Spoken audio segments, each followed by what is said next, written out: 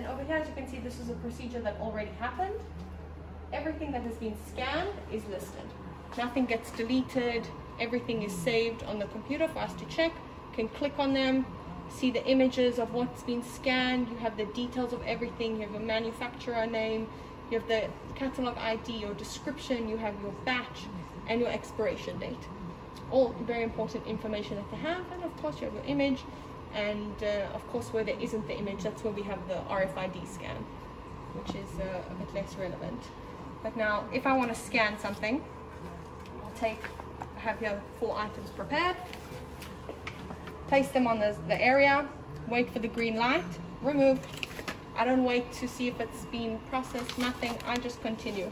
It's just my job, I'm the nurse, I'm here to just scan everything. And done, we'll add it to the screen in the next one.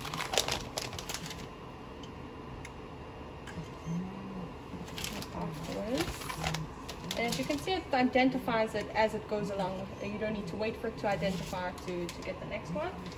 And then we can even check them now to make sure that the things were identified correctly. I see here this is the manufacturer, AngioDynamics Incorporated. AngioDynamics. We have here the reference number, which is 06597050.